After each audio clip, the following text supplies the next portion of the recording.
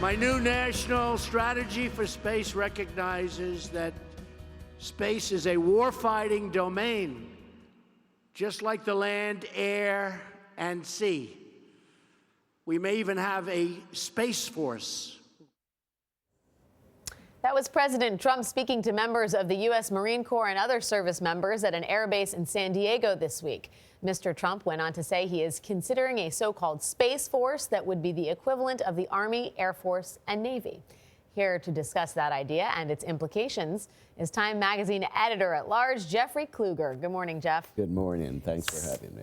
Space Force. How feasible is this, first of all? There are certain hurdles to overcome. First of all, there are international treaties that limit the militarization of space. The 1967 treaty says that forbids nuclear or weapons of mass destruction in low Earth orbit. It also forbids all militarization on the surface of the moon or any other celestial bodies. So what does this leave us with? You could have some conventional weapons in low Earth orbit, but shooting down other countries' satellites is an act of war. You're certainly not going to have Star Wars type dogfights in orbit. And ground surveillance, every country in the world does that. Google can do that, for goodness sake. So I'm not so sure what there is to this.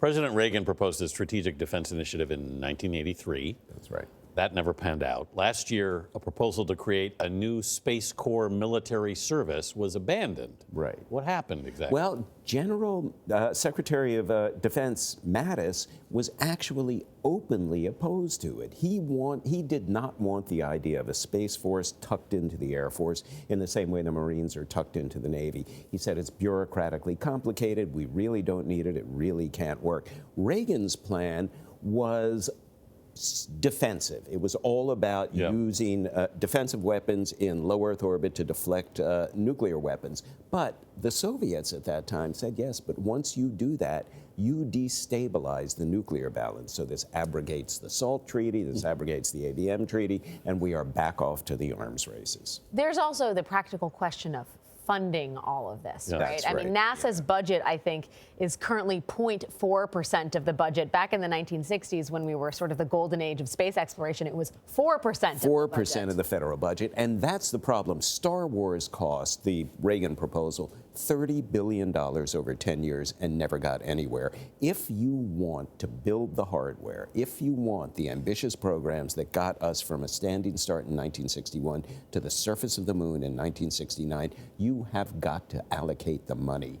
Back in 1965, in the midst of that program, NASA's budget was the equivalent in 2018 dollars of $60 billion a year, 3 times what it is now. You want to build the machines, allocate the money. Jeffrey, I want to talk about your latest article in Time, in which you say that although President Trump claims America is going to Mars, it's not going to happen, at least anytime soon. Why not? That's right. Well, here's the thing with Mars. We are always going to Mars. We just never get there. In '69, we were supposed to get there in '75. By the first Bush administration, it was 2019. Now President Obama said we could do it by 2035. Elon Musk says he could do it by 2024 because Elon. And the fact is, it is a very hard thing to do, and it takes an enormous amount of money. But doesn't Elon Musk stand sort of a better chance than most? Look, he can do these things on his own, and Elon is a force of nature. He may not be from Earth, but I think he is. He has the will to do these things. He has, if he wants, the wherewithal to do it. He does have to show more patience. Elon himself admits that he tends to overpromise. He tends to get a little giddy on his own ideas. But he's ambitious. You got to reach. You got to reach for the stars, right? Yeah, and you know, if anyone might do it, we'll see. We'll see. I'd love to see it. Jeffrey Kluger, as always, a treat to have you. Thanks very much for being here. Thank you for having me.